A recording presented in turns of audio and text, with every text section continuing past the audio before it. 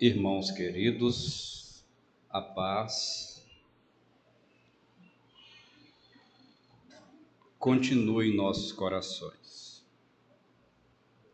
Mais uma vez, na nossa abençoada casa de oração, vamos buscar através da mensagem do livro Caminho, Verdade e Vida, ditada por Emmanuel a Chico Xavier, aproximarmos-nos mais desse momento de reflexão. É a mensagem 60, Prática do Bem. Na primeira de Pedro, no capítulo 2, versículo 15, temos: porque assim é a vontade de Deus, que fazendo o bem, tapeis a boca à ignorância dos homens loucos. À medida que o espírito avulta em conhecimento, mais compreende o valor do tempo e das oportunidades que a vida maior lhe proporciona, reconhecendo por fim a imprudência de gastar recursos preciosos em discussões estéreis e caprichosas. O apóstolo Pedro recomenda seja lembrado que é da vontade de Deus se faça o bem, impondo silêncio à ignorância e à loucura dos homens. Uma contenda pode perdurar por muitos anos, com graves desastres para as forças em litígio. Todavia, basta uma expressão de renúncia para que a concórdia se estabeleça num dia. No serviço divino, é aconselhável não disputar, a não ser quando o esclarecimento e a energia traduzam caridade. Nesse caminho, a prática do bem é a bússola do ensino. Antecedendo qualquer disputa, convém dar algo de nós mesmos. Isso é útil e convincente. O bem mais humilde é semente sagrada.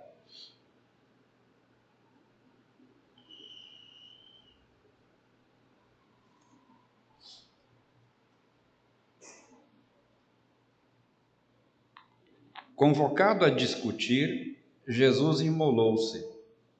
Por se haver transformado ele próprio em divina luz, dominou-nos a treva da ignorância humana. Não parlamentou conosco, ao invés disso, converteu-nos. Não reclamou compreensão. Entendeu a nossa loucura, localizou-nos a cegueira e amparou-nos ainda mais.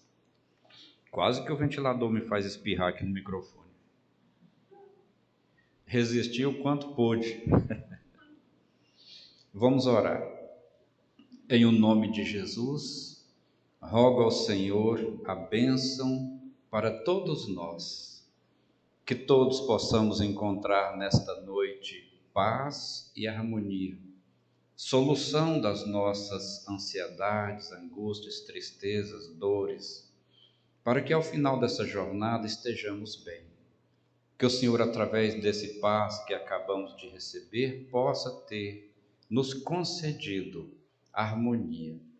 Abençoe a nossa palestrante da noite, inspirando-a, e assim, gratos, divino Senhor, pedimos permissão para abrir esta fase da nossa atividade. Que assim seja. Hoje a Jaqueline vai fazer a palestra. Por favor.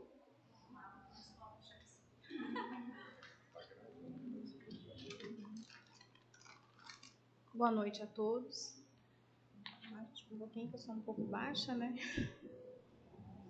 Depois de muito tempo sem fazer palestra, é uma gratidão poder falar para vocês um pouco de Cristo, porque Ele é o nosso Consolador, é Ele que nos ampara e nos auxilia nos momentos difíceis. Eu vou falar da cegueira espiritual. E falar da cegueira espiritual não deixa de falar um pouco do que a gente está vivendo hoje no mundo, né? Sobre essas guerras que estão acontecendo em outro país, não deixa de envolver a nós, como seres humanos, como os filhos de Cristo, como a gente se coloca no lugar do outro, na dor do outro, né? E, na verdade, o meu tema envolve muitos outros casos. A dor da doença, a falta de emprego, existe uma dimensão de problemas que às vezes, no momento de fuga, a gente não consegue enxergar o nosso Senhor Jesus. Mas começando uma parte que eu vou falar do Evangelho, Mateus, capítulo 20, versículo 16, os últimos serão os primeiros e os primeiros serão os últimos. O que Jesus quis dizer com isso? A significância dessas palavras dele. Ele quis dizer que aqui na terra não importa os nossos bens terrestres, não importa o que a gente adquiriu, mas sim o que a gente aprendeu com a reencarnação. O que a reencarnação traz para nós como aprendizado? Para a evolução, para a nossa evolução como pessoas, para que a gente possa melhorar. Então, quando a gente vê a guerra na Croácia, é uma forma da gente entender que a humanidade está longe ainda dessa evolução. Porque as pessoas brigam por posses, por terras. Elas não entendem para que elas vieram. Elas não pensam que ali naquela cidade existem crianças, existem famílias que não querem saber da terra, mas sim querem um lar para que eles possam viver. E na forma também da cegueira espiritual, eu vejo muito brigas por religiões. Esses dias eu estava no meu serviço e tem um técnico meu que ele é homossexual. Então ele é uma pessoa maravilhosa, ele é uma pessoa, um ser de luz, que ele traz alegria quando ele chega, ele é uma pessoa proativa, ele está ali. Então teve um acompanhante que não queria ser atendida por ele, que não queria que ele entrasse no quarto. E eu, como enfermeira, eu tive que saber colocar para aquela pessoa que ele era um trabalhador e que ela tinha que respeitar ele, mas sem dizer que eu estou defendendo a questão do homossexualismo como um ser humano, uma pessoa que está ali como filha de Deus. E por incrível que pareça, ela era crente, ela era uma cristã, ela falava de Jesus, ela sabia todas as parábolas de Cristo, ela me citou vários versículos. E eu sentei com ela e falei: mulher, você é uma pessoa dotada de tremenda sabedoria, mas só tem uma dela que você não aprendeu ainda. Que Cristo nunca separou pessoas por sexualidade. Ele nunca separou um ser. Ele foi crucificado, ele foi injustiçado e ele estava lá atendendo a nós. Eu acho que no momento que eu falei com ela, eu senti o poder de Jesus em mim, nas palavras. Que ela falou bem assim para mim, assim: eu nunca tinha pensado nesse ponto, mas a minha cabeça ainda não está preparada para a aceitação.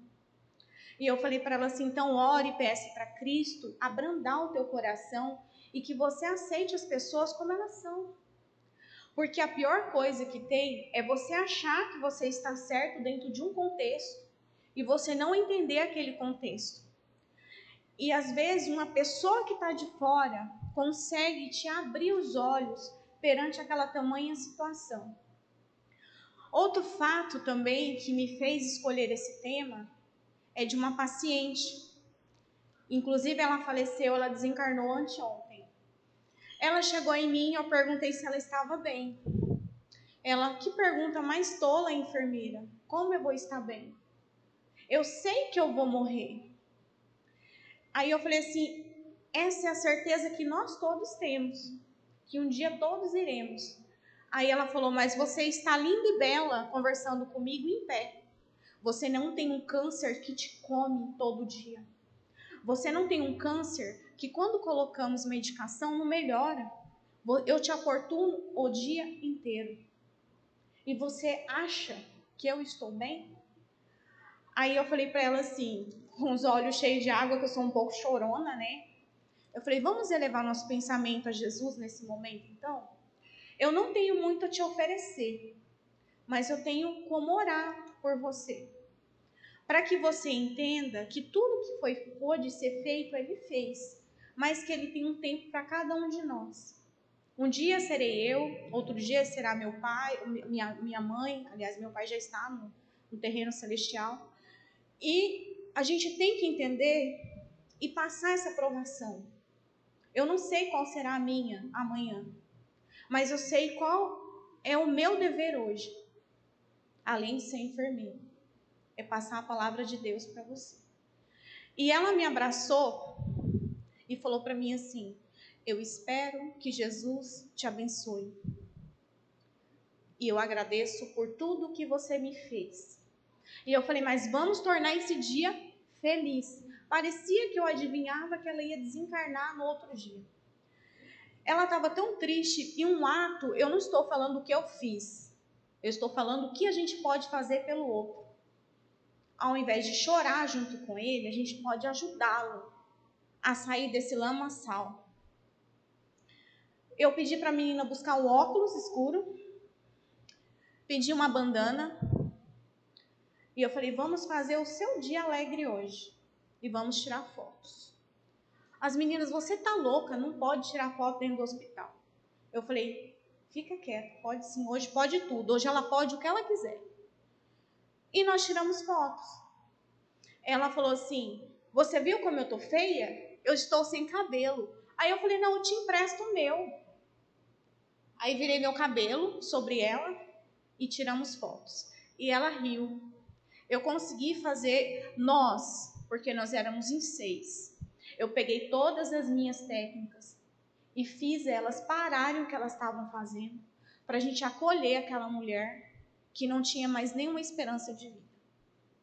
E falei para ela que aqui na terra a gente está só de passagem e que logo as dores dela iam cessar e que ela acreditasse em Deus. Ela era evangélica. Eu não poderia falar para ela da doutrina espírita naquele momento, mas que eu falei para ela que o Deus dela é o mesmo que o meu. E é Ele que age na vida da gente. Então, aquele momento foi único e a gente conseguiu fazer com que aquela pessoa tivesse 1/3 de paz. E depois ela desencarnou. Mas, como aquela, existem milhões que precisam de conversa, que precisam da palavra e que nem sempre tem. Às vezes eu me pego a pensar, quando eu comecei a preparar essa palestra, sobre nós, seres humanos. Sobre cada um. Quem eu sou aqui hoje? O que Deus está me transformando? Para que serve o Espiritismo na minha vida? Eu fiz essas perguntas quando eu comecei a preparar essa palestra. O que o Espiritismo está mudando na minha vida? O Espiritismo, a resposta veio. Ele faz nos transformarmos em pessoas do bem. Mas por que a transformação do espírito é diferente? Não é diferente. Todos nós somos iguais. Nós só precisamos entender para que viemos. E quando você é espírita, você tem uma luz, porque você é esclarecido o que acontece depois daqui. Você sabe que o que você planta, você vai colher. E os frutos serão bons? Será que amanhã eu estarei no leito de hospital? E será que amanhã vai ter uma Jaqueline, uma Erivane, uma Olga, que vai tirar fotos comigo? Que vai me dar um pouquinho de atenção? Será que eu terei pessoas para cuidar de mim? Então isso começou a martelar a minha cabeça, mas não do modo para eu ficar preocupada, não. Porque eu tenho certeza que eu tenho Jesus comigo. É claro que a gente sente falta de ter um ente querido do nosso lado num momento difícil. Mas nem sempre teremos, porque é na dificuldade que sabemos quem está do nosso lado. É na inutilidade que a gente conhece quem ama a gente. Você está sendo útil para alguém? Parabéns. Mas pense quando você não for útil mais. E se você terá o mesmo pensamento que Cristo, que mesmo quando ele foi inútil e foi traído, ele na cruz falou: Pai, perdoai-vos, eles não sabem o que fazem. E vai muito além disso. Porque quando ele ressuscitou, para quem ele apareceu primeiro? Ele apareceu para Maria Madalena. Por que Cristo não apareceu para a mãe dele? Alguém já se perguntou? Eu fiz essa pergunta quando eu estava estudando o Evangelho. Por que ele não apareceu para a mãe dele? Porque Cristo, ele sabia das intenções. Cristo, ele sabia o que estava. Ele sabe o que está em nosso coração. Ele não sabia, ele sabe o que nós sentimos. Então, Cristo, ele via Maria Madalena, uma mulher que queria amor. Quando Cristo perdoou Madalena de seus pecados, ele sentiu que Madalena queria amar e ser amada. Madalena nunca tinha sido amada, um amor puro e sem maldade. Porque amor da carne nós sentimos. O amor pecaminoso ela sentiu. Mas o amor verdadeiro de uma pessoa ela sentiu só de Cristo. Então Cristo, quando apareceu para ela, ele sentia esse amor. O amor verdadeiro. Não que ele não sentia de Pedro, Simão, dos apóstolos dele, não. Ele sentia. Mas quem ele sentiu realmente, viu a necessidade da primeira aparição, que acreditou. Porque Maria Madalena amava tanto Cristo, que ela acreditou que ele estava vivo. Tanto que ela não acreditava que ele tinha morrido, ela foi lá e abriu para ver e verificou com seus olhos que Cristo estava vivo. Então a primeira aparição foi para ela por esse motivo. Às vezes a gente passa por situações que é muito difícil aceitar. Eu, estudando um pouquinho sobre Emmanuel, e na parte, eu gosto muito de contar histórias. Vocês sabem que na minha palestra eu gosto muito de contar histórias. Chico Xavier atendeu uma mulher, certo dia. Ela falou: Chico, não sei o que fazer. Eu tô com um problema sério na minha casa com meu marido. E o Chico olhou para ela e falou: meu Deus, ele deve bater nela, né? Coitada, né? Ela estava desesperada, ela não sabia o que fazer. E ele falou: minha filha, me conte então o que está acontecendo, que eu vou orar a teu favor, né? Para ver se a gente consegue te ajudar. Ela falou: Chico, meu marido é muito bom, Chico. Meu marido faz tudo por mim. Ele falta adivinhar o que eu quero. E o Chico olhou para ela assim e falou: mas ele é bom para você? Ele é bom. Ele pensou: mas o que será de ruim que isso não tem, né? Porque se ele é bom para ela e ela não está feliz, não estamos entendendo a situação. E Chico, com a mansitude dele, olhou para ela e falou: minha filha, os espíritos não querem me dizer não, mas o que é que seu marido tem de ruim? Ele não é espírita. Ela olhou para ele olhou para ela assim e pensou, né? É ela que precisa aprender a lição. Porque a lição que a gente tem que aprender não é da religião, é do amor. Não é o ser evangélico, católico ou espírita. É o cristianismo. A gente tem que saber que nós estamos aqui por Cristo. E nós temos que aprender a lição de Cristo. Não porque são evangélicos, crentes. E voltando àquela mulher do hospital, o que eu consegui enxergar nela, na alma dela, não estou vendo visões não, tá, gente? Mas como pessoa, vocês lembram do início, quando a gente estudava na escola, de onde vinham os seres humanos, como nasceu, cresceu? Lembra dos Homo sapiens? Eu vi ela, uma pessoa bem primata. Uma forma bonita, que ela era uma mulher bonita, mas uma casca que envolvia, uma carapaça.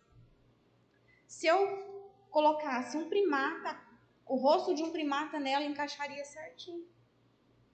E para vocês verem que não é só ler, é a gente entender com o coração. A gente tem que entender cada parte do Evangelho. Para que veio. Tem uma parte também onde Jesus, uma mulher de má vida, lava os pés de Jesus. Eu preferi não trazer passo a passo por escrito, porque ia ficar muito monótono. Então, assim, a parte do evangelho que eu entendi, quando a mulher lava os pés de Jesus com leite, ela entra, ele está jantando com os fariseus, e Simão observa Cristo, aquela mulher lavando os pés de Cristo. E ele começa a pensar, como esse homem é quem diz que é? Se deixa essa mulher pecaminosa lavar os seus pés. Porque se ele sabe quem ela é, ele não ia nem deixar ela chegar perto. Só que Cristo, ele percebia. E ele pegou e falou para ele que o maior pecado que tem, aí ele citou um exemplo no Evangelho. Existem duas pessoas que devem uma dívida alta para você. Você perdoa essa dívida. Mas tem um que você não consegue perdoar. Por que você não perdoa ele? Ele olhou para ele e disse assim, não, qual deles você perdoa? Aqui tem a dívida aqui tem a dívida mais baixa. Aí ele olhou para ele e falou, então por isso que ela está perdoada. Porque a dívida que ela tem, ela veio aqui, ela passou o leite nos meus pés, ele chorou, sentindo o amor dela por ele. E ela ainda secou as lágrimas dele, os pés dele, com os cabelos dela, e derramou o vidro de perfume mais caro para lavar os pés de Cristo. E o que você fez por mim, Simão, quando eu entrei? Você beijou minha face? Você lavou os meus pés? Você demonstrou amor por mim? Então, nessa parte do Evangelho, é claro que eu estou citando partes, se vocês quiserem ler, está explicado certinho, os trechos, que Jesus, ele só quer o nosso amor. E estudando a fundo o livro dos Espíritos, quando a gente lê umas páginas, que a gente sabe que tem uns estudos aqui, eu não preciso citar trechos. É bem explícito o porquê somos obsediados. Todos sabem por que acontece a obsessão. São os nossos pensamentos. Os nossos pensamentos circuitam em uma onda vibratória tão grande que só o que está no nosso íntimo consegue atrair realmente o obsessor. Nós conseguimos chamar Cristo para nós através de uma onda vibratória boa. E onde está essa onda vibratória? Estudando isso, eu consegui entender que eu preciso estudar mais. E eu preciso praticar mais. Se eu quiser um dia chegar um dedo de Maria Madalena, ou de Simão, ou de Pedro. Porque eles eram pessoas imperfeitas. Mas eles se redimiram a Cristo. Mas Jaqueline, você quase não vem na casa espírita. Sim, e eu preciso vir. Porque a coisa tá feia. Tá feia. Eu preciso me dedicar mais a Deus. E eu só me dedico estudando. E eu só me dedico praticando. Por que estudar? Porque através do estudo, a gente consegue entender. E a prática é o amor. Porque por mais que a gente chega a um ponto da vida e fala, eu não vou brigar. Eu não vou brigar. Esses dias eu tive um conflito com uma técnica minha de enfermagem. Não vou falar o quê. Mas assim, depois eu me senti tão egoísta. Juro pra vocês. Foi porque eu tinha colocado 2 Antônios juntos num leito. E ela veio me julgar, veio me criticar, porque eu coloquei aqueles pacientes juntos. Aí eu, sem querer, eu não soube expressar as palavras. Eu falei assim, mas você não sabe ler? Você não faz certos? E eu percebi que eu machuquei ela com aquelas palavras. E depois eu sou uma pessoa que eu fico muito assim, me martirizando, sabe, com aquilo. Enquanto eu não fui lá e pedi desculpas para ela, mesmo que eu estava certa em algumas partes, porque a gente sabe que a gente tem que saber os certos, né? Que identificação é o primordial. Eu fiquei me sentindo como se eu quisesse ser superior. Eu não queria passar essa impressão para ela, porque a gente trabalha junto. Então todos somos iguais, mesmo que minha ocupação não seja igual a dela, mas eu não queria passar isso para ela, porque sem ela eu não consigo trabalhar. Então, essa parte me tocou muito. Então, eu vou mostrar para vocês uns trechos que eu tirei sobre a cegueira da alma. A pior cegueira da alma, há em muita gente que não consegue enxergar aprovação e não vê a oportunidade, ou seja, você tem aprovação ali, mas você não vê a oportunidade de mudar. Você está passando por uma situação tão difícil, mas você continua rude, áspero, orgulhoso, teimoso, mesquinho, não consegue mudar com todas aquelas aprovações. Enxerga a fome, mas não vê o socorro. Ou seja, por pior que seja você passar dificuldade, existem mãos que te estendem. Então, às vezes, eu falo que a pior cegueira que existe é o orgulho. Eu acho que ela acaba com a gente. Eu passei muito por isso quando eu era mais nova. Minha mãe não sabia o que eu passava dentro da minha casa por conta do meu orgulho. Eu não contava, porque eu achava que ela ia querer fazer por mim e eu queria fazer sozinha. Então, a pior cegueira eu acho que ainda é o orgulho. Enxergar a doença, mas não ver o alívio. Você está mexendo com um paciente com câncer. Inclusive, pessoal, se vocês quiserem visitar o hospital, eu vou abrir, eu autorizo a visita de vocês, para que vocês passem na área oncológica. Doe um pouquinho de vocês para as pacientes que estão lá necessitando. Elas têm pacientes que não recebem visita, não têm familiar. Então, assim, se quiserem ler o evangelho, cantar uma música, Bia. Esses dias eu inventei de cantar alívio para ela, sabe? Menino, mas foi uma arranhada de disco lá, que a coordenadora chegou lá e falou, de onde que é essa cantoria? E tava lá, eu e a enfermeira cantando, és o meu alívio, pra coitadinha da paciente, porque não tinha ninguém lá, então assim, tava sem fazer nada, eu falei, vou procurar o que fazer. Não sei cantar, mas eu improviso. Então assim, tentei. Então quem quiser se prontificar, fazer uma visita mensal lá, eu converso lá com a coordenação, e vocês estão liberados de visitar. Enxergar a tormenta, mas não ver a solução. Porque a gente começa a ficar cego e só vê o problema. Vocês já procuraram a tarraxinha de brinco? Vocês já viram aquele vídeo do esquilinho procurando a tarraxinha de brinco? É a mesma coisa, às vezes a solução está ali na frente, mas a gente só enxerga o problema. A gente não consegue enxergar a solução por conta do desespero. Enxerga a solidão, mas não vê o apoio. Enxerga o abandono, mas não vê o conforto. Enxerga o desânimo, mas não vê o estímulo. Enxerga o sofrimento, mas não vê o alento. Enxerga o infortúnio, mas não vê o amparo. A privação da vista é a prova mais dolorosa, cujas raízes remontam um passado de dúvidas. Então, por que a gente tem esses estímulos? Quantas encarnações será que eu tive? Por que será que eu tenho esse gênio? Por que será que eu não consigo perdoar? Por que será que por mais que eu tente falar, não vou passar raiva, de repente eu tô com a cara vermelha e falo assim, ai, que vontade de esganar essa pessoa. E eu acabei de fazer o evangelho antes de sair de casa. Porque nós trazemos conosco essa imperfeição moral. E que nós estamos aqui para poder tirar essa casca dura dos nossos corações. Então, quando a gente passa por esses tipos de situações, a gente se pergunta, meu Deus, eu tenho que andar muito chão, percorrer muito chão para me poder, pelo menos nessa encarnação, ficar devendo menos que na outra, né? Porque assim, são dívidas que a gente acaba levando novamente para nossa outra estadia terrestre.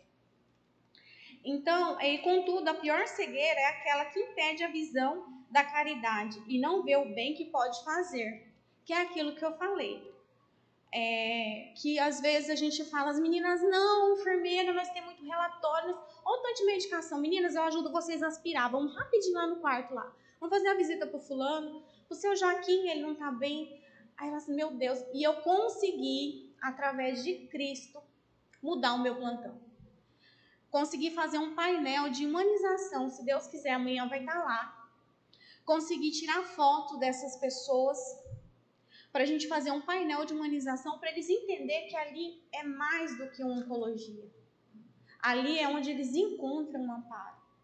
Pelo menos no meu plantão, eu consegui, estou a passos ainda de mais coisas. Que é ter a musicalidade.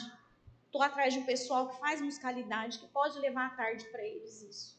Para que eles possam se envolver e esquecer o problema naquele momento. Então, vocês ouviram falar de Bartolomeu? Ele era conhecido como Natanael. Ele era um discípulo de Cristo. Ele foi um dos 12 discípulos de Cristo. Quem não conhecia a história dele, uma hora dá uma procuradinha. Mas o que mais me chamou a atenção de Bartolomeu foi a paciência dele. O cara era dotado de uma paciência que eu falo, meu Deus, nem se eu passar 3 encarnações, 4, eu não consigo ter essa paciência não. Você imagina, você está falando de Jesus, de um lado, e chega um soldado. E ele fala, então tu és o cara, né, que está falando do falso profeta. Então peraí que eu vou te ensinar a lição. E dá-lhe um bufetão no meio da cara. Ele cai, ele limpa as vestes, ele levanta e fala, meu povo, calma. E o povo tudo aglomerando, porque você sabe que se tem gente que gosta de barraco, é o ser humano. E o povo tudo aglomerando para ver aquilo, o circo pegar fogo. E ele dá mais outro bufetão no rosto dele. E ele cai. E ele fala bem assim, quem é o teu pai que ensinou-te a ser covarde? E Bartolomeu, e esse soldado estava com um crucifixo. O meu pai é este que está no seu crucifixo. Vocês imaginam a cara desse soldado? Se eu fosse ele, eu tinha me enterrado debaixo da terra e teria ficado quietinho lá. Porque imagina um cara que estava falando de Cristo ali e o outro chega e lhe dá um bufetão e ele pergunta quem que é o seu pai. O meu pai é este que está aí no seu crucifixo de pendurado aí. Só esse carinha aí, ó, é meu pai. É o seu pai, é o nosso pai. Então ele é um cara que ensinou não só aquele soldado, mas todos que estavam ali à volta, que ninguém é melhor que ninguém. Que todos nós somos iguais perante a Deus. Então, é o que eu digo, da cegueira espiritual. Você fica cego achando que você é certo e que você está dentro dos seus preceitos. Mas, na verdade, você está mais errado, nós estamos mais errados que nós mesmos pensamos. Então, quando você passa, esses dias eu passei por uma avaliação no serviço, aí falaram bem assim para mim assim, avalie você. Eu falei, minha filha, não faça isso comigo, porque senão eu vou dar elogios, né, porque eu vou querer passar esse tempo. Foi até engraçado, mas assim, imagina você se avaliando, é tão difícil, porque você vai ter que falar dos seus defeitos, porque se falar só das qualidades, a empresa te dispensa. Fala, não, essa daí se acha demais, pode colocar ela no fundinho da fila, porque a fila vai andar. Para terminar de falar um pouco mais sobre a cegueira, eu queria falar sobre uma história de Chico, que ele conta de um pai que procurou ele. O homem era riquíssimo, chegou num carrão importado e falou, o senhor tem que me atender agora. Eu quero agora que o senhor psicografe uma carta dos meus 2 filhos que morreram. Um filho se suicidou e o outro sofreu de acidente de carro. E ele pegou e falou assim, não é assim, eu abro a janelinha e vem uma carta, não. Aqui eu só recebo, eu não bato na porta para eles mandar para mim, não. Não tem como. E esse homem começou a se exaltar com o Chico. E falou assim, eu quero agora, eu pago o que for preciso. E já tirou a carteira e sacou-lhe um cheque. Aí nessa hora o Chico era baixinho, né? Vocês já viram ele? Ele já foi tentando levantar o tamanho, né? Porque falou assim, vou apanhar desse cara, né? Porque eu vou ter que psicografar de qualquer jeito. E Emmanuel falou para Chico, não deixa, Chico, o que eu resolvo. Está na hora dele ouvir o que realmente ele precisava ter ouvido desde o início. E Emmanuel, infelizmente, teve que ser duro em palavras. Você sabe por que seus filhos hoje estão assim? Porque você abriu brechas, você liberou dinheiro, porque você não conseguia dar amor. E a forma de você dar amor era dando dinheiro. Então hoje você implora por uma carta dos seus filhos. Mas você tem que ir para sua casa refletir sobre o seu próprio caráter. Para que amanhã você não faça mal a outro. E não tem carta aqui para você. Você tem que merecer em Cristo. Você tem que conseguir evoluir para você conseguir conversar com Jesus. Então, Chico, é claro que não foram só essas palavras, ou tinham mais palavras, mas está excedendo o tempo. Então, Chico, ele era dotado de uma sabedoria muito grande. E ele nunca queria magoar alguém. E ele soube que naquele momento o pai saiu dali magoado, porque não tinha notícias do filho. Então é isso, pessoal. Espero, o tempo é tão curto, né? Tinha tantas outras coisas para falar, tinha tantas histórias, separei um monte, mas não vai dar tempo de falar para vocês. Mas um pouco, eu acho que todo mundo entendeu da cegueira espiritual, o que a gente precisa mudar na nossa vida. Por que a gente acha que uns são melhores que os outros? Ah, porque eu estou num carrão, porque eu estou numa bicicleta, eu sou melhor que eu estou no carrão. Não é assim. Todos nós somos iguais perante a Deus. E a gente vai evoluir conforme as nossas ações, as nossas intenções que estão no nosso coração. Espero que vocês tenham gostado da oportunidade que me deram. E na próxima estarei aqui de novo para falar mais, com mais tempo. Você quer que eu faça a prece de encerramento? Vamos elevar os nossos pensamentos a Deus nesse momento. Agradecer a Ele pela oportunidade da fala, da visão, do andar. Agradecer a Ele pela oportunidade de termos saúde, de podermos buscar sermos pessoas melhores nessa reencarnação. E que nós possamos sempre tentar nos melhorarmos espiritualmente, para que possamos evoluir nesta terra, para que nós possamos chegar ao nosso Pai através dos nossos corações, para que nenhum ressentimento, mágoa, orgulho, inveja, ódio caia sobre nós, que a nossa família seja derramada em bênçãos. Aqueles desencarnados que estão aqui nesse momento ouvindo a palestra, que eles possam ser arraigados, seu coração de amor, de plenitude, que eles possam ser ajudados, para que eles possam evoluir em outra esfera e através da reencarnação novamente. Agradecer também a presença dos nossos amigos, mentores espirituais que estão aqui, que nunca nos abandonam nos momentos difíceis e até nos fáceis estão nos orientando. Agradecer a presença da Cassandra, que está me intuindo de bons pensamentos nesse momento, a minha amiga querida, o Afonso, ao irmão José, que está sempre comigo. Agradecer a Deus pela oportunidade e a todos vocês por terem me escutado. Que assim seja.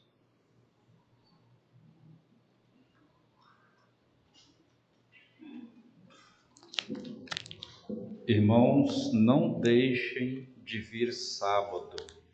Será um dia muito importante na nossa casa de oração, com muitas vibrações, muita paz, com muita harmonia e muitas bênçãos. Então eu aguardo todos vocês.